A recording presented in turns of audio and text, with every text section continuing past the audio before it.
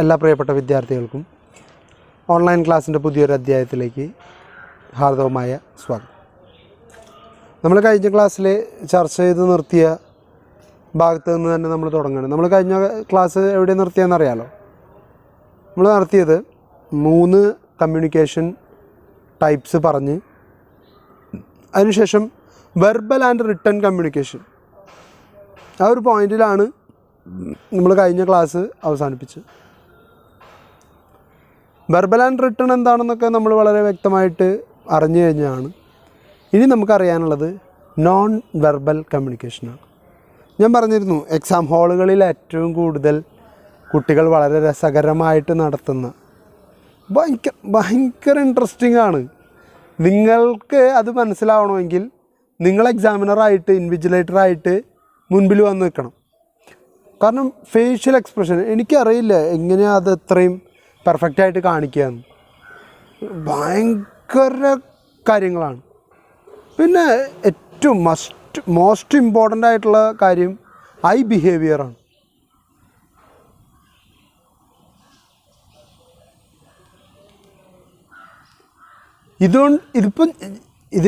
ഞാൻ ഇമിറ്റേഷനിലൊരു വലിയ കലാകാരനല്ല, എങ്കിലും ഒരു പരിധി വരെ ഇങ്ങനത്തെ കുറേ കണ്ണുരുട്ടലുകളും കണ്ണിൻ്റെ തിരിക്കൽ, കണ്ണിൻ്റെ മറക്കൽ, പിരുകമിട്ടിളക്കൽ, ഇതൊക്കെ നമ്മൾ സ്ഥിരം കാണുന്ന ഐറ്റംസാണ്.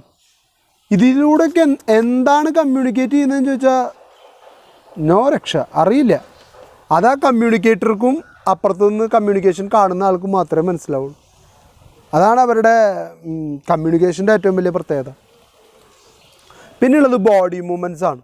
ബോഡി മൂവ്മെൻറ്റ്സ് ഭയങ്കര ഇമ്പോർട്ടൻ്റാണ്. കാരണം എന്താ വെച്ച് കഴിഞ്ഞാൽ ഇപ്പോൾ ഒരാളിങ്ങനെ ഇപ്പം ഞാൻ നടക്കുന്ന രീതി, ഞാൻ നടക്കുന്ന പോലെയല്ല കുഴപ്പമില്ല നമ്മുടെ പ്രിൻസിപ്പൽ സാർ നടക്കുന്നു. ഞാൻ നടന്നു പോയി കഴിഞ്ഞ് എൻ്റെ പിന്നാലെ പ്രിൻസിപ്പൽ സാർ നടന്നു വന്നാൽ നിങ്ങൾക്ക് കൃത്യമായിട്ട് അനലൈസ് ചെയ്യാൻ പറ്റും. ബാക്കിൽ പോണത് പ്രിൻസിപ്പൽ സാറും മുമ്പിൽ പോണത് അരുൺ സാറാന്ന് തോന്നുന്നുണ്ട്. എന്താ കാരണം? നമ്മുടെ ബോഡി മൂവ്മെൻറ്റ്സിന് ഭയങ്കര പ്രത്യേകതയുണ്ട്. നമ്മളെല്ലാവരും ഡിഫറെൻറ്റ് സ്റ്റൈലിലാണ് നടക്കുന്നത്. എല്ലാവരും ചെയ്യുന്ന ഒരേ പ്രവൃത്തി കേട്ടോ, നടക്കുക തന്നെയാണ് ചെയ്യുന്നത്. പക്ഷെ ആ നടത്തത്തിൽ വരെ നമുക്കെല്ലാവർക്കും ഭയങ്കര ഡിഫറൻസ് ഉണ്ട്. പിന്നെയുള്ളത് പേഴ്സണൽ അപ്പിയറൻസ് ആണ്. പേഴ്സണൽ അപ്പിയറൻസ് എന്താണെന്ന് ചോദിച്ചു കഴിഞ്ഞാൽ, ഇപ്പോൾ പേഴ്സണൽ അപ്പിയറൻസ് കൊണ്ട് എങ്ങനെയാണ് കമ്മ്യൂണിക്കേഷൻ നടക്കുകയെന്ന് ചോദിച്ചാൽ, ഞാനിപ്പോൾ ഒരു ഉദാഹരണം പറയാം. ഏറ്റവും എളുപ്പമായതുകൊണ്ടാട്ടോ പ്രിൻസിപ്പൽ സാറിന് പറയണത്, അല്ലാണ്ട് ആളോട് എനിക്ക് ദേഷ്യം ഉണ്ടായിട്ടൊന്നല്ലേ. ചിലപ്പോൾ തെറ്റിദ്ധരിക്കും, സാറിന് എന്തോ ദേഷ്യമുണ്ട് പ്രിൻസിപ്പളിനോട്. ഒരു ദേഷ്യവുമില്ല. ഏറ്റവും എളുപ്പത്തിൽ നിങ്ങൾക്ക് മനസ്സിലാവാനുള്ളൊരു ഉദാഹരണം പറയണമെന്ന് മാത്രം. പ്രിൻസിപ്പൽ സാറ് സാധാരണ ഡ്രസ്സ് ചെയ്യുന്നത് നിങ്ങളിവിടെ വന്നിട്ടുള്ള ദിവസങ്ങളിൽ നിങ്ങൾ ശ്രദ്ധിച്ചിട്ടുണ്ടോ? സാറ് ഇൻസൈഡ് ചെയ്തിട്ടാണ് സാധാരണ ഡ്രസ്സ് ചെയ്യുക. ഇപ്പോൾ സാറ് ജുബയിലേക്കും കുർത്തയിലേക്കൊക്കെ മാറിയിട്ടുണ്ട്. അപ്പോൾ സ്ഥിരമായിട്ട് സാറിനെ കാണുന്നൊരു രീതിയുണ്ട് നമ്മളെ സംബന്ധിച്ച്. കുർത്തിയൊക്കെ ഇട്ട് ഒരു പാൻറ്റ്, ഇതാണ് സാധാരണ സാറിൻ്റെ വേഷമായിട്ട് കാണാറുള്ളത്. നേരെ മറിച്ച് നാളെ ഒരു ദിവസം വരുമ്പോൾ വാതിക്കെ സാറ് നിൽക്കുകയാണ്. ഒരു 3/4 ഒരു വലിയ താടി വെച്ചിട്ടുള്ള ഒരു ബ്ലാക്ക് മനുഷ്യൻ്റെ, മുടി ഇങ്ങനെ സ്പൈക്ക് ചെയ്ത് വെച്ചിട്ടുള്ള ഒരു മനുഷ്യൻ്റെ ടീഷർട്ട് ഇട്ടിട്ട് സാറ് ഫ്രണ്ടിൽ നിന്നാ ഇതാരാ എന്നൊരു ചോദ്യം വരും ഇല്ലേ? ആ ചോദ്യം വരുന്നതിൻ്റെ കാരണം എന്താ? നിങ്ങൾ കണ്ടിട്ടുള്ള ആ പേഴ്സൺ ഇങ്ങനെയല്ല, അദ്ദേഹത്തിൻ്റെ പേഴ്സണൽ അപ്പിയറൻസ് ഇങ്ങനെയല്ല. ആ പെട്ടെന്ന് സഡനായിട്ടൊരു ചേഞ്ച് ഉണ്ടായാൽ ഓട്ടോമാറ്റിക്കലി ആരായാലും ചോദിക്കും. ഇനി എന്നെ എടുക്കാം. ഇനിയിപ്പോൾ നിങ്ങൾക്ക് ഞങ്ങൾ തമ്മിൽ വിരോധം തോന്നണ്ടെന്ന് വെച്ചിട്ട് പറയാം. ഞാൻ എൻ്റെ പറയാം. എന്നെ സംബന്ധിച്ച് സാധാരണഗതിയിൽ എന്നെ കാണാറുള്ളത് അത്യാവശ്യത്തിന് താടി വെച്ച് മീശ നല്ലോണം കട്ടിയിൽ വെക്കണം എന്ന് ആഗ്രഹമുണ്ട്. പക്ഷെ വരുന്നില്ല അങ്ങനെ കട്ടിയിൽ. താടി വരുന്ന അത്ര കട്ടിയിൽ മീശ വരുന്നില്ല. അതിൽ നല്ല വിഷമമുണ്ട് എനിക്ക്. പക്ഷേ അൺഫോർച്ചുനേറ്റ്ലി ഒന്നും ചെയ്യാനില്ല. ഇതാണ് സാധാരണ എന്നെ കാണാറുള്ള കോലം. പിന്നെ അത്യാവശ്യം മുടി നീട്ടിയിട്ടുണ്ടാവും. ഉള്ളൊന്നുമില്ല, കണ്ടറിയാം, ഉള്ളിലൊന്നുമില്ല എന്ന് പറഞ്ഞാൽ തലയ്ക്കകത്തൊന്നുമില്ല എന്നല്ല കേട്ടോ, മുടിക്കുള്ളില്ല എന്നാണ് ഞാൻ പറഞ്ഞത്. അപ്പോൾ ആ ഒരു ഗെറ്റപ്പിൽ എന്നെ കാണുന്ന നിങ്ങൾ പെട്ടെന്നൊരു ദിവസം വരുമ്പോൾ, അല്ലെങ്കിൽ ക്ലാസ്സിലേക്ക് വരുന്ന, അല്ലെങ്കിൽ വീഡിയോയിലൂടെ തന്നെ ഞാൻ തല മുഴുവൻ മുട്ടയടിച്ച് താടി ഫുള്ള് ഷേവ് ചെയ്ത് കളഞ്ഞ് മീശ എടുത്ത് കളഞ്ഞ് നിങ്ങളുടെ മുൻപിലേക്ക് വന്നു കഴിഞ്ഞാൽ ഇത് ഞങ്ങളുടെ സാറല്ല എന്നായിരിക്കും ആദ്യത്തെ പ്രതികരണം. കാരണം നിങ്ങൾ കാണുന്ന ഞാനിങ്ങനെയല്ല. അപ്പോൾ ആ പേഴ്സണൽ അപ്പിയറൻസ് ഒരാളെ സംബന്ധിച്ചിടത്തോളം ഒരുപാട് കാര്യങ്ങൾ പറയാതെ പറയുന്നുണ്ട്. ക്ലിയർ അല്ലേ? ആശയം ക്ലിയർ അല്ലേ നിങ്ങൾക്ക്? ഞാൻ നോൺ വെർബൽ കമ്മ്യൂണിക്കേഷൻ്റെ ചില കാര്യങ്ങൾ പറയാം. ഇനിയുള്ളത് ക്ലോത്തിങ് ആണ്. ക്ലോത്തിങ്ങും പേഴ്സണൽ അപ്പിയറൻസും ഏകദേശം സെയിമാണ്. ഇപ്പോൾ നമ്മൾ പറഞ്ഞല്ലോ, ഞാൻ പ്രിൻസിപ്പൽ സാറിൻ്റെ ഒരു ഉദാഹരണം പറഞ്ഞു, അത് ക്ലോത്തിങ് ആണ്. മറ്റേത് എൻ്റെ പേഴ്സണൽ അപ്പിയറൻസ് ആണ്. താടി വയ്ക്കുന്നതും മുടി നീട്ടി വളർത്തുന്നത് അല്ലെങ്കിൽ മുടി നീട്ടി വളർത്താത്തത് ഒക്കെ എൻ്റെ പേഴ്സണൽ അപ്പിയറൻസിൻ്റെ ഭാഗമാണ്. ക്ലോത്തിങ് ഓൾറെഡി പറഞ്ഞു കഴിഞ്ഞു. ഞാൻ എന്നെ സംബന്ധിച്ച് പറയുകയാണെങ്കിൽ സാധാരണഗതിയിൽ ഞാൻ ഇൻസൈഡ് ചെയ്യാത്ത ഒരാളാണ്. ഫുൾ സ്ലീവ് മാത്രം ഷർട്ടുകൾ ഉപയോഗിക്കുന്ന ഒരാളാണ് ഞാൻ. എന്നെ ഹാഫ് സ്ലീവ് ഇട്ട് നിങ്ങൾ കാണാൻ 90% സാധ്യതയില്ല. ഇനി ഫുൾ സ്ലീവ് ഇട്ടാൽ തന്നെ ചുരുങ്ങിയത് 2 വട്ടോ 3 വട്ടോ ഞാനിത് ഫോൾഡ് ചെയ്ത് വെക്കും കൈ. അതെൻ്റെ രീതിയാണ്, എൻ്റെ ക്ലോത്തിങ് സ്റ്റൈലാണ്. ചില ആളുകളുണ്ട്, ചില ഒരു 10-40 വയസ്സായ ആൾക്കാരെ നോക്കിയാൽ കാണാം, ഒരു 3 ബട്ടൺസ് എങ്കിലും അയച്ചിട്ടുണ്ടോ? നമുക്ക് തോന്നും ഇവർക്ക് എന്തിനാ ഈശ്വര ഇത്രയും ബട്ടൺസ് വെച്ച് കൊടുത്ത് നോക്കണേ. അവരങ്ങനെയാണ് ഷർട്ട് ഇടുക, അവർക്കതാണ് താല്പര്യം, അവരുടെ രീതി അതാണ്. ഇനി ക്ലോത്തിങ് പറയുകയാണെങ്കിൽ ഏറ്റവും എളുപ്പം പറയാൻ പെൺപിള്ളേരെ പറ്റി പറയാം. ഞാനൊരു മെയിൽ ഷോവിനിസ്റ്റോ ഫെമിനിസ്റ്റ് വിരുദ്ധനോ ഒന്നുമല്ല കേട്ടോ, എങ്കിലും പറയാണ്, നിങ്ങളൊക്കെ 17-18 വയസ്സായ വിദ്യാർത്ഥികളാണ്. അപ്പോൾ നിങ്ങളോട് സംസാരിക്കുമ്പോൾ അതിൻ്റേതായിട്ടുള്ള രീതിയിൽ എനിക്ക് സംസാരിക്കാനായിട്ട് പറ്റും. അതുകൊണ്ട് തന്നെ പറയാം, ചുരിദാർ പൊതുവേ നല്ല വേഷമെന്ന് പേര് കിട്ടിയിട്ടുള്ള ഒന്നാണ്. പക്ഷേ ഇന്നത്തെ കാലഘട്ടത്തിൽ 2 പ്രശ്നങ്ങൾ, അത് രണ്ടും ഭയങ്കര സീരിയസ് ഇഷ്യൂസാണ്. 2 പ്രശ്നങ്ങൾ പുതിയതായിട്ട് ഉണ്ടാക്കിയെടുത്തിട്ടുണ്ട്. ഒന്നാമത്തേത്, ഇത് പെൺകുട്ടികൾക്ക് എളുപ്പത്തിൽ മനസ്സിലാവും. നമ്മൾ ഈ ചുരിദാർ ഇടാനുള്ള എളുപ്പത്തിന് വേണ്ടിയിട്ട് ഇതിന് 2 സ്ലിറ്റ് വയ്ക്കും. സ്ലിറ്റ് തന്നെയല്ല പറയാം മക്കളെ, അതായത് ഇവിടെ ഈ 2 സൈഡിലും വെട്ടിടണ ഒരു പരിപാടിയില്ലേ.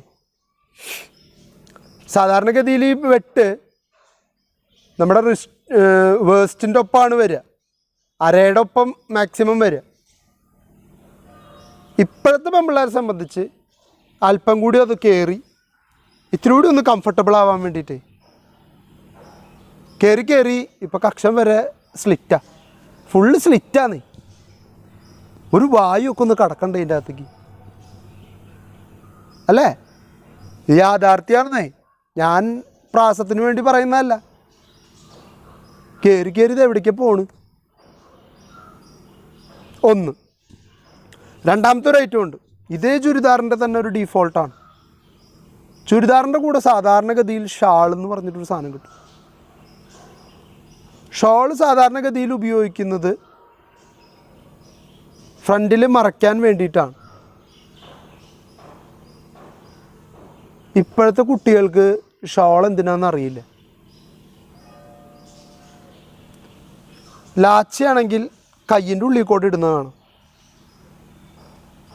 എന്നിട്ട് ഈ കൈ ഇങ്ങനെ പിടിച്ചിട്ട് നടക്കണതാണ്. എന്തോ ഹാങ്ങറിൽ ഷർട്ടിട്ട പോലെ പെൺപിള്ളേരെ നടത്തും. ചുരിദാറിന് ഉള്ള ഷോള് ഇങ്ങനെ ഇട്ടായിരുന്നത് തിരിച്ച് മറിച്ച് ഇങ്ങനെ ഇടാൻ തുടങ്ങി. ആണുങ്ങൾ കുർത്തയ്ക്കൊക്കെ ഷാളിടുന്ന പോലെയാക്കി. അത് കഴിഞ്ഞപ്പോൾ അത് 2 സൈഡേക്ക് എന്തിനാ ഇടുന്നത്?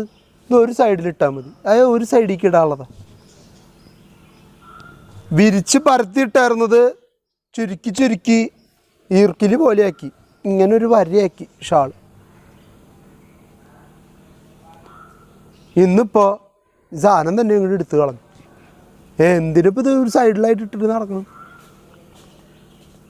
എന്താണ് അതിൻ്റെ ഉപയോഗം, എന്തിനാണത് വെച്ചിട്ടുള്ളതെന്ന് അറിയാത്ത, യഥാർത്ഥ ഉപയോഗം മനസ്സിലാകാത്ത ഒരു കൂട്ടം ആൾക്കാർ. ഞാൻ അപകീർത്തിപരമായിട്ടോ മോശമായിട്ടോ ഒന്നും പറഞ്ഞിട്ടില്ല കേട്ടോ. എല്ലാം പാർലമെൻ്ററി ഉപയോഗിക്കാവുന്ന തരത്തിലുള്ള വാക്കുകൾ ഉപയോഗിച്ചിട്ടുള്ളൂ. ഇനിയുള്ളൊരു നോൺ വെർബൽ കമ്മ്യൂണിക്കേഷനാണ് ടച്ച്. ടച്ചിലൂടെ എന്ത് കമ്മ്യൂണിക്കേഷൻ? ടച്ചിലൂടെ കമ്മ്യൂണിക്കേഷൻ ഉണ്ട്, നിങ്ങൾക്കത് നന്നായിട്ട് അറിയാം. പ്രത്യേകിച്ച് ഈ കാര്യത്തിലും പെൺകുട്ടികളാണ് ടച്ചിനെ ഏറ്റവും നന്നായിട്ട് ഇംപ്രൊവൈസ് ചെയ്യാമെന്നാണ് ഞാൻ മനസ്സിലാക്കുന്നത്. അവർക്കാണ് അത് മനസ്സിലാക്കാനുള്ള കഴിവ് കൂടുതൽ.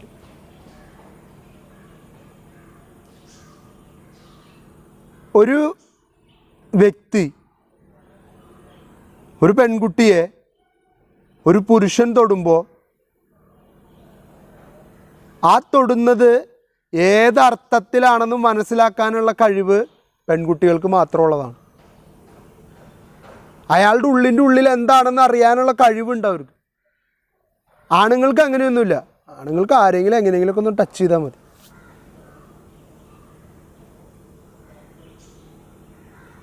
ഞാൻ ഈ പ്രായത്തിൻ്റെ ഒരു കുഴപ്പം തന്നെയാണ് പറയുന്നത്. പക്ഷെ നമ്മുടെ ഇപ്പോഴത്തെ യുവതലമുറയുടെ ഒരു പ്രശ്നം എന്താ അറിയോ?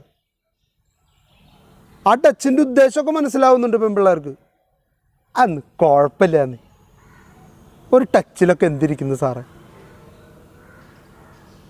ഈ മനോഭാവമാണ് പ്രശ്നം.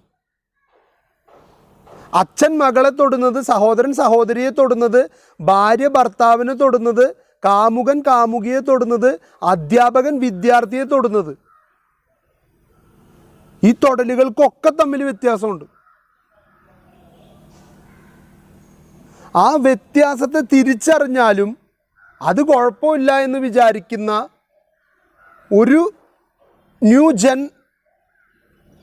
ജനറേഷൻ, അതാണ് പ്രശ്നം. ഒന്ന് തൊട്ടതുകൊണ്ടോ, ഒന്ന് തട്ടിയതുകൊണ്ടോ, ഒന്ന് തൊട്ടുരുമി നിന്നതുകൊണ്ടോ ഇവിടെ ഒരു സദാചാരം ഇടിഞ്ഞു പൊളിഞ്ഞു വീഴാൻ പോകുന്നില്ല. അങ്ങനെ ഞാനും വിശ്വസിക്കുന്നില്ല. പക്ഷേ അതിനൊരു അതിർത്തി, ബോർഡറുണ്ട്. ആ ബോർഡർ ക്രോസ് ചെയ്യുമ്പോഴാണ് ഇവിടെ പല പ്രശ്നങ്ങളും ഉണ്ടാകും.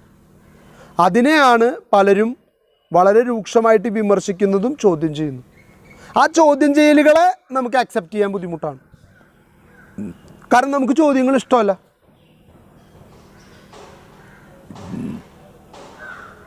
ഇതൊക്കെ ശരിയല്ലേന്ന് ഞാൻ പറയുന്നത് ശരിയല്ലേന്ന് നിങ്ങൾ തന്നെ ആലോചിച്ച് നോക്കിക്കോ. ഇനിയുള്ളതാണ് പ്രോക്സിമിക്സ് എന്ന് പറയും. പ്രോക്സിമിറ്റി എന്ന് വെച്ചാൽ അടുപ്പം, പ്രാദേശികം എന്നൊക്കെയാണ് അർത്ഥം. ഏറ്റവും അടുത്ത് നിൽക്കുന്ന വസ്തു. ഒരാൾ മറ്റൊരാളുമായിട്ട് കമ്മ്യൂണിക്കേറ്റ് ചെയ്യുമ്പോൾ അയാൾ എത്ര ഡിസ്റ്റൻസ് ഇടുന്നുണ്ടോ ആ ഡിസ്റ്റൻസ് പല കാര്യങ്ങളും കമ്മ്യൂണിക്കേറ്റ് ചെയ്യുന്നുണ്ട്.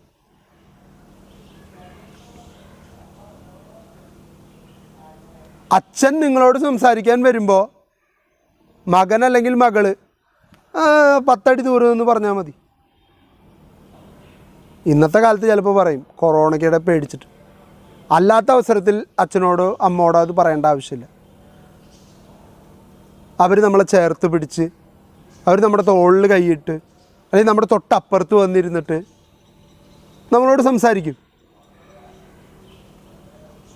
അതേസമയം ഒരു പെൺകുട്ടിയുടെ അടുത്ത് ഒരു പരിചയമില്ലാത്തൊരു മനുഷ്യൻ വന്നിരുന്നിട്ട് മോളെ എന്തൊക്കെയുണ്ട് വിശേഷം, സുഖമാണോ മോൾക്ക്, വീണ്ടും വീണ്ടും അടുത്തടുത്തിരിക്കാൻ വരും. നമ്മൾ സമ്മതിക്കുമോ? സമ്മതിക്കില്ല. എന്താണ് പറഞ്ഞോളൂ. ആൾ പിന്നെ അടുത്തേക്ക് വന്നാൽ നമ്മളൊരു സ്റ്റെപ്പ് ബാക്കിലോട്ട് ഇറങ്ങും. അത് കാണിക്കുന്നത് നിങ്ങളുടെ നോൺ വെർബൽ കമ്മ്യൂണിക്കേഷനാണ്. നിങ്ങൾ വാക്കുകളിലൂടെ അല്ലാതെ തന്നെ അയാളുമായിട്ടുള്ള ഇൻറ്റിമസി കുറവിനെ പ്രകടമാക്കുകയാണ്. അപ്പോൾ ഇത്രയുമാണ് നോൺ വെർബൽ കമ്മ്യൂണിക്കേഷനിൽ നമുക്ക് പഠിക്കാനുള്ളത്.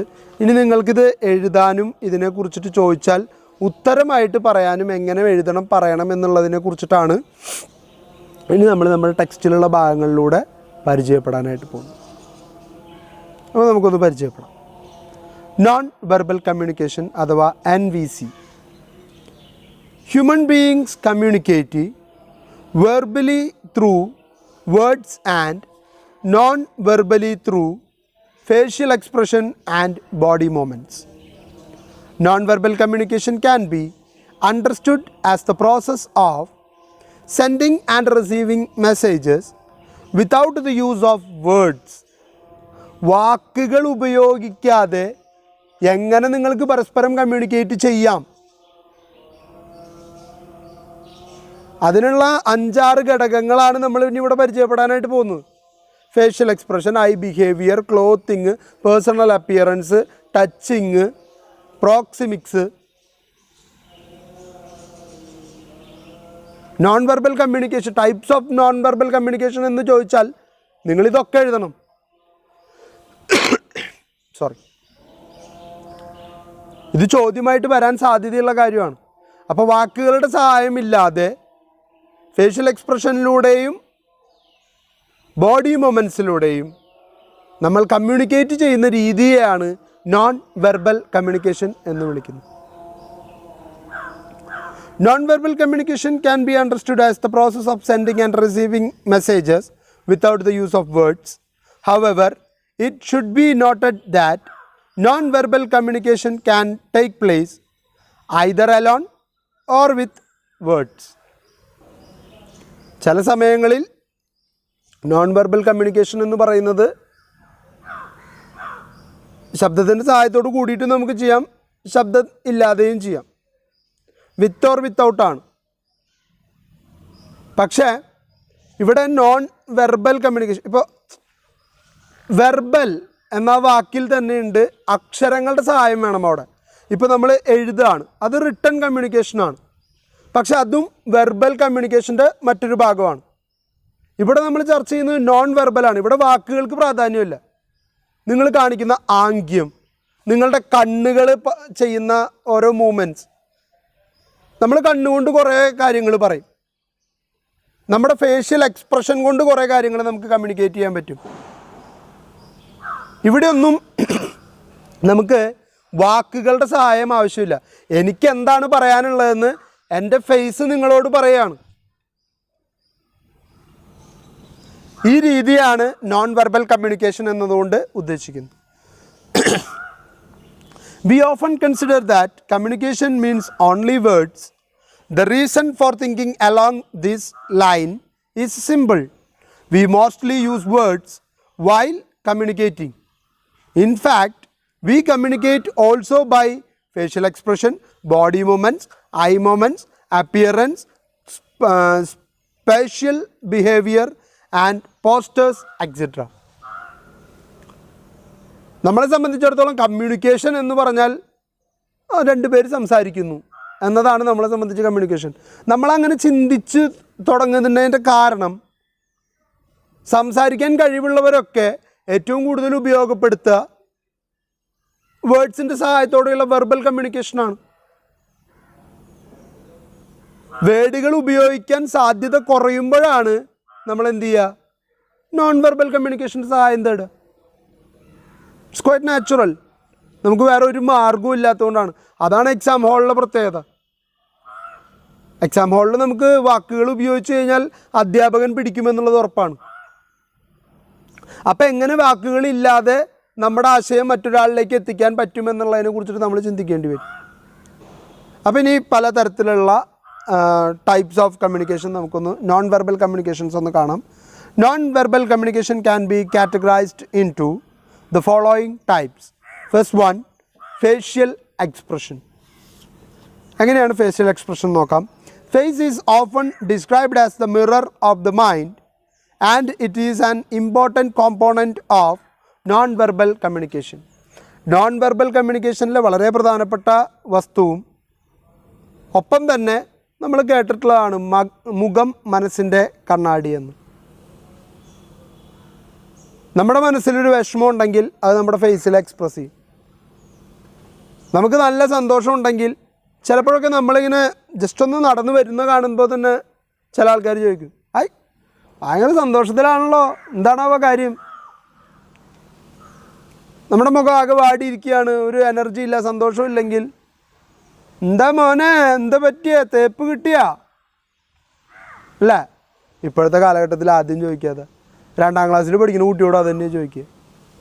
കാരണം അവൻ്റെയും വിഷമം അത് തന്നെയായിരിക്കുന്നത്, തേച്ചിട്ട് പോയി. പക്ഷെ എന്താണ് കാലഘട്ടം പോകുന്ന പോക്കാണ് ഞാൻ ആലോചിക്കുന്നത്. 1ാം ക്ലാസ്സും 2ാം ക്ലാസ്സും പഠിക്കുന്ന കുട്ടികൾക്ക് വരെ പ്രണയമാണ്. എന്താ പ്രണയം എന്നുള്ളത് മനസ്സിലാക്കാനുള്ള പക്വതയായിട്ടുണ്ട് അവർക്ക്. എൻ്റെ ലൈനാണ്, എന്ത് ലൈൻ? നമ്മളൊക്കെ സംസാരിക്കുന്നതിൽ നിന്ന് കിട്ടുന്ന ഓരോ വാക്കുകളാണ് അവർ ക്യാച്ച് ചെയ്യുന്നത്. ഇപ്പം എന്തായാലും ഈ ജനറേഷനെ നന്നാക്കാനൊന്നും എന്നെ കൊണ്ട് പറ്റില്ല. നമുക്ക് ഫേഷ്യൽ എക്സ്പ്രഷൻ്റെ ബാക്കി ഇതിലേക്ക് പോകാം. Our face reveals how our feelings and emotions are expressed or not expressed while we communicate. നമ്മുടെ സംസാരിക്കുമ്പോൾ തന്നെ, അല്ലെങ്കിൽ നമുക്ക് സംസാരിക്കാതിരിക്കുമ്പോൾ തന്നെ നമ്മുടെ മുഖം പറയും എന്താണ് ഞാൻ കൺവേ ചെയ്യാൻ ഉദ്ദേശിക്കുന്ന മെസ്സേജ് എന്നുള്ളത്. എനിക്ക് വിഷമമാണോ, എനിക്ക് സന്തോഷമാണോ? അതുകൊണ്ടാണ് മുഖത്തിന് മനസ്സിൻ്റെ കണ്ണാടി എന്ന് പഴയ ആൾക്കാർ വിളിക്കുന്നത്. അതിലൊരു പരിധിവരെ സത്യമുണ്ട്. കാരണം നമ്മൾ വേണ്ട എന്ന് വെച്ചാൽ പോലും മുഖം അതറിയാതെ തന്നെ റിവീൽ ചെയ്യും. ഇതാണ് എൻ്റെ ഇപ്പോഴത്തെ ഒരു മൈൻഡ് സെറ്റ്. അല്ലെങ്കിൽ എനിക്ക് തീരെ സന്തോഷമില്ല. അത് ഓട്ടോമാറ്റിക്കലി നമ്മുടെ മുഖം നമ്മളുടെ ഓപ്പോസിറ്റ് നിൽക്കുന്ന ആളോട് പറയുന്നുണ്ടായിരിക്കും. അപ്പോൾ അതിനെ മറികടക്കാനായിട്ട് നമുക്ക് യാതൊരു മാർഗവുമില്ല. അതൊരു നോൺ വെർബൽ കമ്മ്യൂണിക്കേഷൻ്റെ ഒരു പാർട്ടാണ്. അതിനെ നിങ്ങൾ മാറ്റി നിർത്തി എനിക്ക് സങ്കടമാണ്, പക്ഷേ ആർക്കും എൻ്റെ മുഖം കണ്ടാൽ സങ്കടമാണെന്ന് തോന്നില്ല എന്ന് വിചാരിച്ചാൽ നടക്കില്ല. അത് അറിയാതെ അത് പുറത്തേക്ക് വരും. അതാണ് ഫേഷ്യൽ എക്സ്പ്രഷൻ്റെ ഏറ്റവും വലിയ പ്രത്യേകത. രണ്ടാമത്തെ ഒരു നോൺ വെർബൽ കമ്മ്യൂണിക്കേഷൻ പാർട്ടാണ് ഐ ബിഹേവിയർ. ഐ ബിഹേവിയറിനെ കുറിച്ച് ഞാൻ പല ആവർത്തി പറഞ്ഞു. നിങ്ങളുടെ കണ്ണുകൾക്ക് സാധാരണഗതിയിൽ പ്രണയിക്കുന്നവർ തമ്മിൽ കണ്ണും നോക്കി കഥ പറയുന്നു എന്നാണ് പറയുക. കണ്ണിൽ നോക്കി എങ്ങനെയാണ് കഥ പറയുക? അതൊക്കെ ഒരു കാവ്യാത്മകമായിട്ടുള്ള ഒരു സിംബലൈസേഷനാണ്. അല്ലാതെ കണ്ണിൽ നോക്കിയിട്ട് കഥ പറയാൻ പറ്റും? ഒരു കഥയും പറയാൻ പറ്റില്ല. ആകെ കൂടി ചെയ്യാൻ പറ്റിയ കണ്ണും നോക്കിയിരുന്ന ഇമ വെട്ടാ മത്സരം എന്ന് പറയും. എൻ്റെയൊക്കെ ചെറുപ്പത്തിൽ ഈ ഓഗസ്റ്റ് 15-ന് ഓണാഘോഷങ്ങളുടെ ഭാഗമൊക്കെ ആയിട്ട് കുട്ടികൾക്ക് വേണ്ടി നടത്തും ഇമ വെട്ടാ മത്സരം. ഈ കൺപീലി അനങ്ങാതെ എത്ര നേരം ഹോൾഡ് ചെയ്യാൻ പറ്റുമെന്നുള്ളതാണ് കളി. നിങ്ങളിൽ പലരും കളിച്ചിട്ടുള്ളതായിരിക്കും. ഞാനും നിങ്ങളും തമ്മിൽ ഒരു ജനറേഷൻ്റെ ഗ്യാപ്പൊന്നുമില്ലല്ലോ. 1, 2, 3 വയസ്സിൻ്റെ വ്യത്യാസം ഉണ്ടാവും അല്ലേ? എനിക്കങ്ങനെ കണക്കാക്കാനാണ് ഇഷ്ടം. ഇനി നിങ്ങളെൻ്റെ യഥാർത്ഥ പ്രായം മനസ്സിലാക്കി 1, 2 കുറച്ച് വർഷങ്ങളുടെ വ്യത്യാസമുണ്ട് എന്ന് കണ്ടെത്തുകയാണെങ്കിൽ കുഴപ്പമില്ല, പോട്ടെ, വിട്ടുകളാ, സീരിയസ് ആക്കണ്ട. അപ്പോൾ നമുക്ക് ഈ ബിഹേവിയറിലേക്ക് വരാം. We can communicate a lot with the help of eye. Winking, glaring, staring, blinking can perform many different functions. ഈ കണ്ണിൻ്റെ കൃഷ്ണമണി അങ്ങോട്ടും ആക്കൽ, പുരുകം അടച്ചു തുറക്കൽ, ബ്ലിങ്കിങ്, ഗ്ലറിങ്, സ്റ്റെയറിങ്, ഇതൊക്കെ ഒരാശയമാണ്. രൂക്ഷമായിട്ടുള്ള നോട്ടം, ആകാംക്ഷ, അത്ഭുതം, ഇതൊക്കെ നമുക്ക് കണ്ണുകൊണ്ട് കാണിക്കാൻ പറ്റുന്ന ചില എക്സ്പ്രഷൻസാണ്. ഓ സാറിപ്പോൾ കാണിച്ചത് ആകാംക്ഷയാണോ എന്നൊന്നും ചോദിക്കണ്ട, ആകാംക്ഷയാണെന്ന് അങ്ങോട്ട് മനസ്സിലാക്കിയാൽ മതി. എന്നെ കൊണ്ട് ഇത്രയൊക്കെ കാണിക്കാൻ അറിയുള്ളൂ. ഒന്ന് അഡ്ജസ്റ്റ് ചെയ്ത് നിങ്ങൾ. ഞാൻ പറഞ്ഞല്ലോ, എന്നേക്കാൾ നല്ല ഐ ബിഹേവിയർ, ഫേഷ്യൽ എക്സ്പ്രഷൻ, ഇതൊക്കെ നടത്താൻ കഴിയുന്ന ആൾക്കാർ നിങ്ങൾ തന്നെയാണ്. അതിൽ യാതൊരു തർക്കമില്ല. ഞാൻ ആ ഒരു കോമ്പറ്റീഷനും ഇല്ല നിങ്ങളുമായിട്ട്. കാരണം ഞാൻ ജയിക്കില്ല, എനിക്ക് ഉറപ്പാണ്.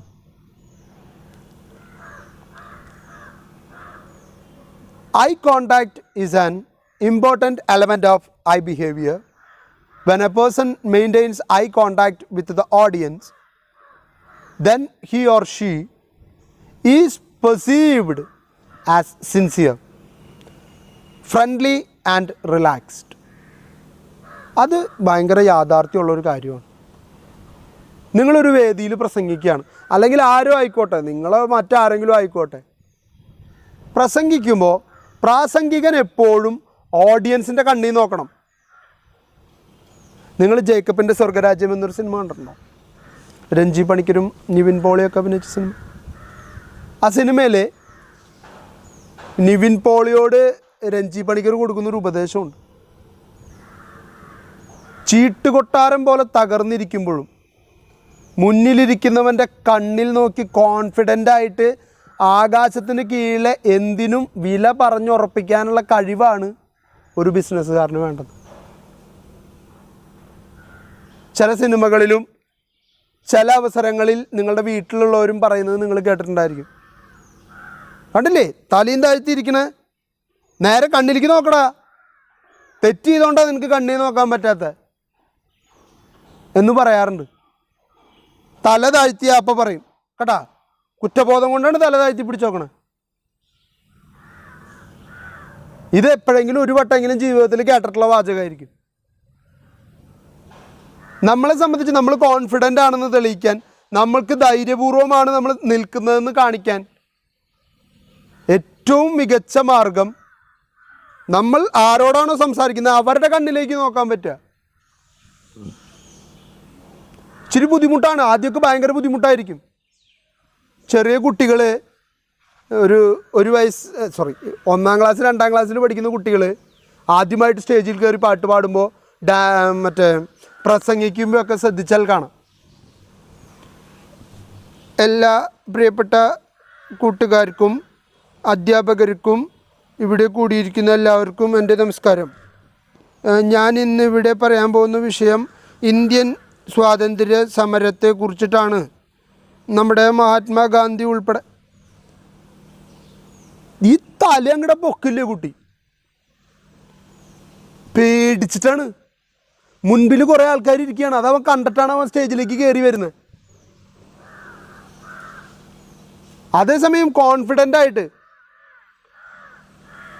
ആദരണീയരായ ഗുരുജനങ്ങളെ, പ്രിയപ്പെട്ട വിദ്യാർത്ഥി സുഹൃത്തുക്കളെ, ഇന്ന് ഞാൻ നിങ്ങളുമായി സംവദിക്കാൻ ആഗ്രഹിക്കുന്ന വിഷയം ഇന്ത്യൻ സ്വാതന്ത്ര്യ സമരവും അതിലെ മഹാന്മാരും എന്ന വിഷയത്തെക്കുറിച്ച്. ഇങ്ങനെ കണ്ണിൻ്റെ കണ്ണിൽ നോക്കി സംസാരിക്കാൻ കഴിഞ്ഞാൽ that shows your confidence level.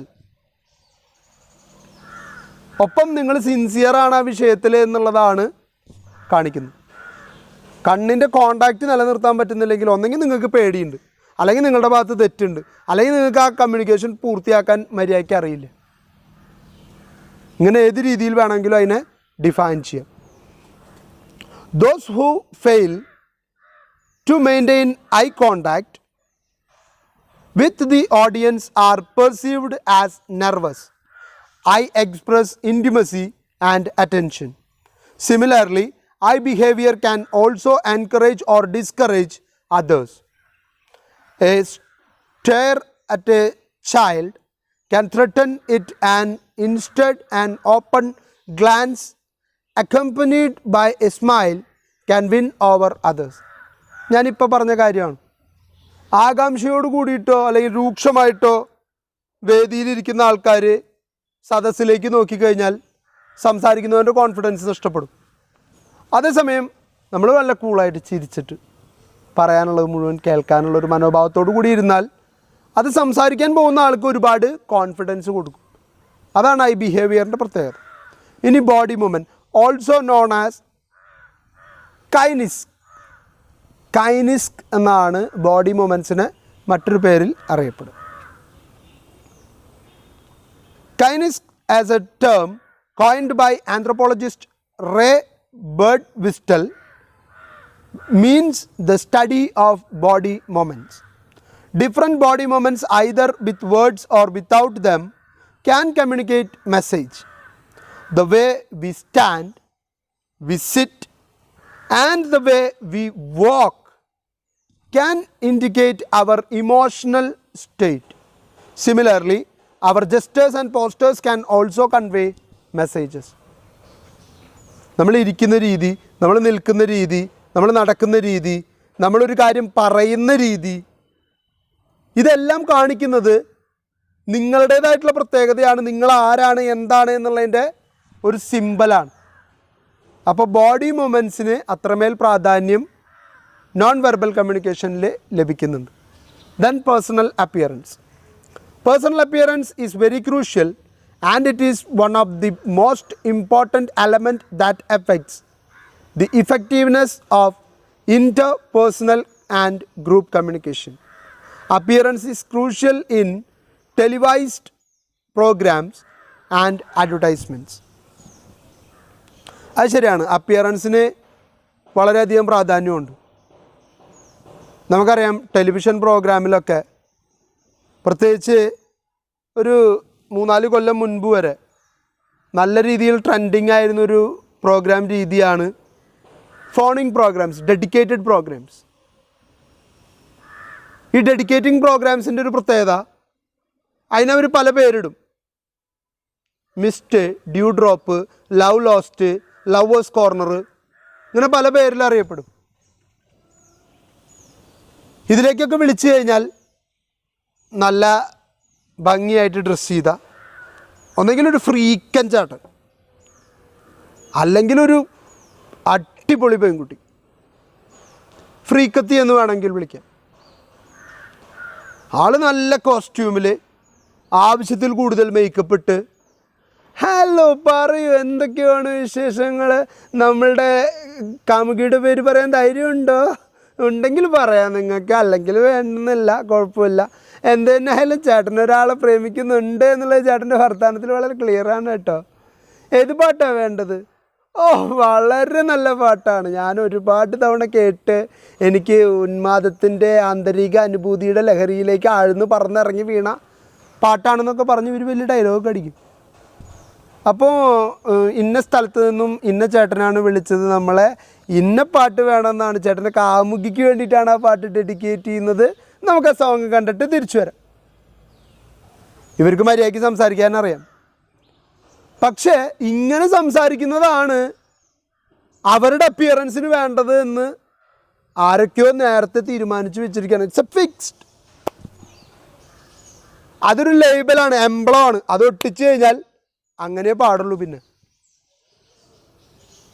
നിങ്ങൾ വിനോദയാത്ര എന്നൊരു സിനിമ കണ്ടിട്ടുണ്ടായിരിക്കും, അതിനകത്ത് ഇതുപോലൊരു ഭാഗമുണ്ട്. പാർവതി തിരുവോത്ത് അതിലെ ഒരു ചെറിയ വേഷം ചെയ്യുന്നുണ്ട്. ഹലോ ടി വിയുടെ വോളിയം ഒന്ന് കുറച്ച് വയ്ക്കൂ, ഇന്ന് വീട്ടിൽ എന്താണ് കറി വെച്ചത്? അപ്പോൾ മുകേഷിൻ്റെ ഭാര്യയായിട്ടുള്ള ക്യാരക്ടർ കടന്നു വന്നിട്ട് ചോദിക്കുന്നു, അയ്യോടി നിൻ്റെ ശബ്ദത്തിന് എന്താ പറ്റിയത്? അപ്പോൾ ഉടനടി പാർവതി പറയുന്ന മറുപടിയുണ്ട്, എൻ്റെ ശബ്ദത്തിനൊന്നും ഒരു കുഴപ്പമില്ല, ഞാൻ ഈ ടി വിയിൽ ആങ്കർ ആവാനുള്ള അപേക്ഷയ്ക്ക് കൊടുത്തിട്ടുണ്ടല്ലോ, പെട്ടെന്ന് എങ്ങനെ അവർ വിളിക്കുകയാണെങ്കിൽ അവരുടെ രീതിയിൽ സംസാരിക്കണ്ടേ, അവരുടെ രീതി അതാണ്, ആ രീതിക്കാണ് ഇമ്പോർട്ടൻസ്. ഒരു കാലഘട്ടത്തിൽ എന്ന് പറഞ്ഞാൽ അധികം പിന്നിലേക്കല്ല, ഒരു 5-6 വർഷം പിന്നിലോട്ട് പോയി കഴിഞ്ഞാൽ 24/7 ന്യൂസ് ചാനലുകളുടെ ഒരു മുഖമുദ്രയുണ്ട്. വാർത്താ റീഡർ കോട്ടിട്ടിരിക്കും. എന്തിനാ കോട്ട്? ഒന്നിനല്ല, വെറുതെ ജസ്റ്റ് ഷോ. വേറെ ഒരു ഉപകാരമില്ല ആ കോട്ടുണ്ട്. കോട്ടിട്ടാലേ വാർത്ത വായിക്കാൻ പറ്റുള്ളൂ എന്നോ, പ്രോംപ്റ്ററിൽ വാർത്ത കാണുള്ളൂ എന്നോ, കോള് കണക്റ്റ് ആവുള്ളൂ എന്നോ ഒന്നുമില്ല, ഒരു നിർബന്ധവുമില്ല. പക്ഷെ കോട്ട് മസ്റ്റാ. ഇതാണ് പേഴ്സണൽ അപ്പിയറൻസ് എന്ന് പറയും. It's clear. നമുക്ക് അടുത്തേക്ക് പോകാം. Clothing. Clothes provide a visual link to our personality, and they provide insights about one's age, interest, and attitudes. Clothing can be also indicate a person's confidence, character, sociability, and even his or her ideology. Ideology എന്ന് പറഞ്ഞപ്പോഴാണ്. നിങ്ങൾ Aam Aadmi party എന്നൊരു പാർട്ടിയെക്കുറിച്ച് കേട്ടിട്ടുണ്ടായിരിക്കും. ഡൽഹിയിലൊക്കെ ഭയങ്കര popularise ചെയ്യപ്പെട്ടിട്ടുള്ള പാർട്ടിയാണ്. ഇപ്പോൾ അവരുടെ നേതൃത്വത്തിലുള്ള അരവിന്ദ് കെജ്രിവാളിൻ്റെ മന്ത്രിസഭയാണ് ഡൽഹിയിൽ ഭരണം നടത്തുന്നത്. ആം ആദ്മി പാർട്ടിയുടെ സിമ്പലാണ് ഒരു ജവഹർലാൽ നെഹ്റു സ്റ്റൈലൊരു വെള്ളത്തൊപ്പി. ശ്രദ്ധിച്ചിട്ടുണ്ടോ? ശ്രദ്ധിച്ചിട്ടില്ലെങ്കിൽ ഇപ്പോൾ ശ്രദ്ധിക്കുക. അതുപോലെ തന്നെ തീവ്ര BJP മനോഭാവമുള്ള, തീവ്ര RSS മനോഭാവമുള്ള വ്യക്തിയാണ് നിങ്ങളെങ്കിൽ ഒരു കുറിയും കയ്യും ഒരു രക്ഷാബന്ധൻ്റെ രാഖി പോലത്തെ ഒരു സാധനവും കെട്ടിയത് കാണാം. ഇത് നമ്മൾ സിമ്പലൈസ് ചെയ്തിരിക്കുകയാണ്. BJPക്കാരനാ. ചില ആൾക്കാരുണ്ട് ഖദർ മാത്രമേ ഇടുള്ളൂ, വെള്ള. അത് നല്ല വടി പോലെ തേച്ച് പിടിപ്പിച്ച് പോക്കറ്റിലൊരു 500ൻ്റെ പടം വെച്ച് ഒരു പാനയും കുത്തിവെച്ച് നല്ല പുളിച്ച ഒരു ചിരിയായിട്ട് നമ്മുടെ മുമ്പിലേക്ക് വരും. ആളെ പിടിയിട്ടു അപ്പം തന്നെ. രാഷ്ട്രീയക്കാരനാണ്, ഉറപ്പായി.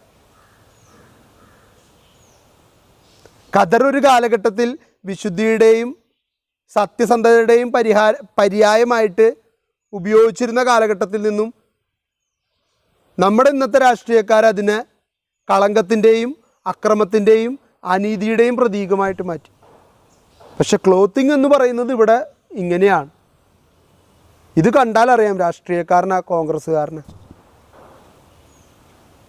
Next, touching is another common form of physical contact with another person. Haptic is the study of touching. Haptic മറക്കാതിരിക്കുക, ടച്ചിങ്ങിനെ കുറിച്ചുള്ള പഠനം നടത്തുന്ന ശാസ്ത്രശാഖയാണ് haptic. Haptic is study of touching as non verbal communication. Communication through touches include hand shakes, holding hand, kissing. അവിടെ തന്നെ എഴുതിയിട്ടുണ്ട് cheek, lip, hand. ഒക്കത്തിനും വേറെ വേറെ അർത്ഥങ്ങളാണ്. കവിളിൽ ഉമ്മ കൊടുത്താൽ, അത് ലിപ്സിൽ കൊടുത്താൽ, അത് കയ്യിൽ കൊടുത്താൽ, പലതിനും പല മെസ്സേജാണ് കൺവേ ചെയ്യാനുള്ളത്. അവിടെയൊക്കെ ഓൾറെഡി അവർ തമ്മിലുള്ള റിലേഷൻ തന്നെ പ്രകടമാക്കുന്നുണ്ട്. ബാക്ക് സ്ലാപ്പിംഗ്, പുറത്തെങ്ങനെ തട്ടണത്. Then a pat on the shoulder, a brushing and arm and so on. കൈ ഇങ്ങനെ തടവുന്നത്, അല്ലെങ്കിൽ പുറത്ത് തട്ടി അഭിനന്ദിക്കുന്നത്, തോളിൽ തട്ടി പറഞ്ഞു വിടുന്നത്, ഇങ്ങനെയൊക്കെയുള്ള പലതരത്തിലുള്ള ആംഗ്യങ്ങൾ, നമ്മളുടെ ടച്ചുകൾ വളരെ ഇമ്പോർട്ടൻ്റ് ആണ്. ഇപ്പോൾ ഒരു ഉദാഹരണം പറയാണ്. ഇതൊക്കെ ഉദാഹരണം കേട്ടോ. ഞാൻ നമ്മുടെ ക്ലാസ്സിലെ ഒരു ആൺകുട്ടിയെ അടുത്ത് ചെല്ലാണ്. ഇത് അയാളുടെ കൈയാണ്, ആ ആൺകുട്ടിയുടെ കൈയാണ്. ഞാൻ ചെന്നിട്ട് അവനിങ്ങനെ പിടിക്കാം. എന്നിട്ട് നോക്കിയിട്ടേ ഇരിക്കണേ, ക്ലാസ്സിൽ ശ്രദ്ധിക്കട്ടാ. ഇതൊരു അധ്യാപകൻ്റെ ശാസനമാണ്. ആ സമയം ഞാൻ ആ ആൺകുട്ടിയുടെ കൈമ്മ പിടിക്കുമ്പോൾ നിങ്ങളിനി എൻ്റെ ഫേസിലേക്ക് നോക്കുക.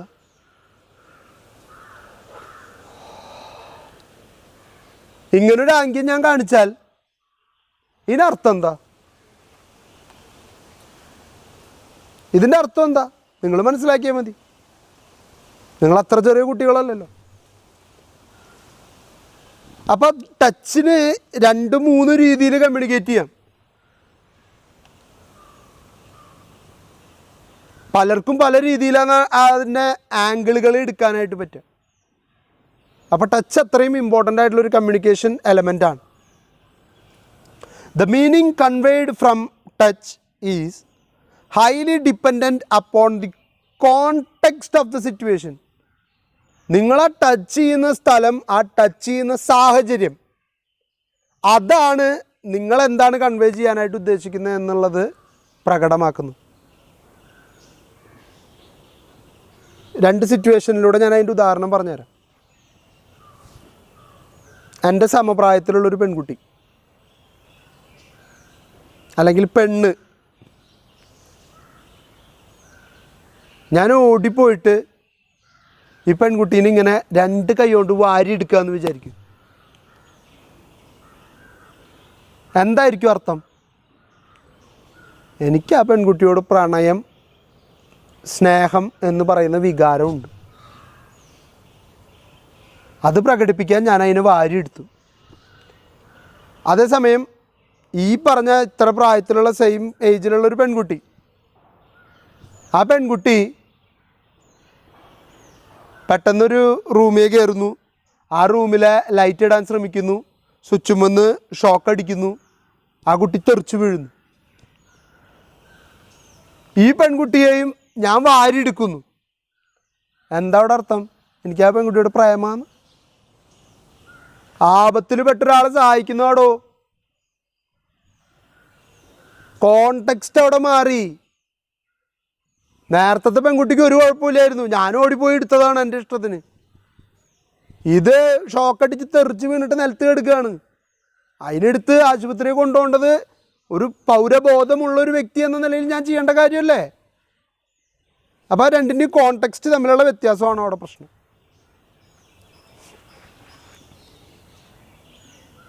The meaning conveyed from touch is highly dependent upon the context and of the situation, the relationship between the communicators, and the manner of touch.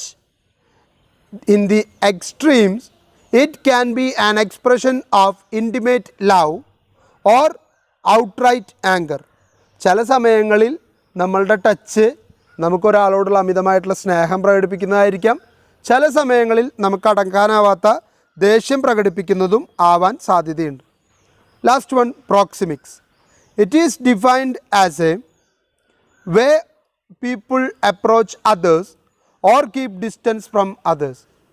ഒരാളിൽ നിന്ന് ഞാൻ അകലം സൂക്ഷിക്കുന്നതിനെയും അടുപ്പം കാണിക്കുന്നതിനെയും പലപ്പോഴും കമ്മ്യൂണിക്കേഷൻ്റെ ഭാഗമായിട്ടുള്ള ഒരു റിലേഷനായിട്ട് തന്നെയാണ് കണക്കാക്കുക. In other words, the distance people observe between each other in communication situation is known as proxemics. The space between the sender and receiver of a message influence the way the message is interpreted. The perception and use of the space varies significantly across culture and different setting within the culture. Space in non-verbal communication may be divided into 4 main category: intimate, personal, social and public. അപ്പോൾ ഈ 4 ഘട്ടങ്ങളിലും നിങ്ങളെടുക്കുന്ന സ്പേസിന് വ്യത്യാസം ഉണ്ടാവും. Intimate ആണെങ്കിൽ നിങ്ങൾ ചേർന്നിരുന്ന് വർത്താനം പറയും. തൊട്ടടുത്ത് മുട്ടി ഒരുമി ഇരുന്നിട്ട് ചിലപ്പോൾ വർത്താനം പറയും. കാരണം the person is really intimate to you. നിങ്ങൾക്ക് അത്രയും പരിചയമുള്ള വ്യക്തിയാണ്. നിങ്ങളുടെ അച്ഛൻ, അമ്മ, നിങ്ങളുടെ സഹോദരൻ, സഹോദരി, കൂട്ടുകാരൻ. അടുത്തത് പേഴ്സണലാണ്. നമുക്ക് ആളറിയാം. എന്നാലും ഒരു മേശയ്ക്ക് അപ്പുറം ഇപ്പുറം ഇരുന്ന് സംസാരിക്കാവുന്ന റിലേഷൻ. അറിയാവുന്ന വ്യക്തി, മുമ്പ് എവിടെയോ കണ്ടിട്ടുള്ള വ്യക്തി, ദാറ്റ്സ് എനഫ്. പിന്നെയുള്ളത് സോഷ്യലാണ്. സമൂഹത്തിൽ നമ്മൾ ഇടപെടുമ്പോൾ ഒരു കീപ്പ് ചെയ്യുന്ന രീതിയും പബ്ലിക്കിൻ്റെ മുമ്പിൽ നമ്മൾ ഉപയോഗിക്കുന്ന ഒരു രീതിയുണ്ട്. Generally within 3 feet is intimate, up to 8 feet is personal. Over that distance is semi public or social.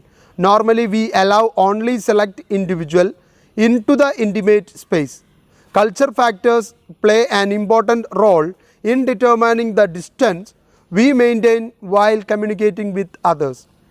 നമ്മൾ ഒരാളായിട്ട് സംസാരിക്കാൻ എടുക്കുന്ന ഗ്യാപ്പ് എത്രയാണോ അതാണ് നമുക്ക് അയാളോടുള്ള ഇൻറ്റിമസി, അല്ലെങ്കിൽ പബ്ലിക്കാണോ പേഴ്സണലാണോ സോഷ്യലാണോ എന്നൊക്കെ തീരുമാനിക്കുന്നത്. Functions of non verbal communication. Non verbal കമ്മ്യൂണിക്കേഷൻ്റെ പ്രാധാന്യം അല്ലെങ്കിൽ ഘടകങ്ങൾ എന്തൊക്കെ? Non verbal communication has an important role in any communication situation. In some cases it plays a supplementary role to the verbal content delivered orally. In some other cases, non-verbal symbols communicate on their own. Common function of non-verbal communication include conveying of interpersonal attitudes, expression of emotions, self presentation of one's personality. ഒരാളുടെ വ്യക്തിത്വം കാണിക്കുന്ന ഒരു presentation കൂടിയാണ്. Regulation of interaction. നിങ്ങൾ തമ്മിലുള്ള ഇൻട്രാക്ഷനിലെ അളവ് സംസാരത്തിൻ്റെ അളവ് കുറച്ചുകൊണ്ട് കൂടുതലായിട്ട് ആശയവിനിമയം നടത്താനായിട്ട് സഹായിക്കുന്നു. Giving meaning to verbal communication. ചിലർ സംസാരിക്കുമ്പോൾ അവരുടെ സംസാരവും അവരുടെ ആംഗ്യങ്ങളും കൂടിച്ചേരുമ്പോൾ അതിന് കൂടുതൽ അർത്ഥവത്തായ ഒരു കമ്മ്യൂണിക്കേഷനായിട്ട് മാറ്റാനായിട്ട് പറ്റുന്നു. Advance warning of the kind of verbal communication to follow. Provision of feedback in communication. ഒരുപാട് സാധ്യതകൾ തരികയാണ് ഫീഡ്ബാക്ക് തരാനായിട്ട്. അപ്പോൾ ഇതാണ് നോൺ വെർബൽ കമ്മ്യൂണിക്കേഷൻ എന്ന ഭാഗത്ത് നമുക്ക് ചർച്ച ചെയ്യാനുള്ളത്. 6 എണ്ണമാണ് മെയിനായിട്ടും നോൺ വെർബൽ കമ്മ്യൂണിക്കേഷൻ എന്ന് പറയുന്നത്. അപ്പോൾ 6ഉം കൃത്യമായിട്ട് പഠിക്കുക. ഒപ്പം കൊറോണയ്ക്കെതിരെ ജാഗ്രതയോട് കൂടി ഇരിക്കാനായിട്ട് പ്രത്യേകം ശ്രദ്ധിക്കുക. എല്ലാവർക്കും നല്ലൊരു ദിവസം ആശംസിക്കുന്നു. Thank you.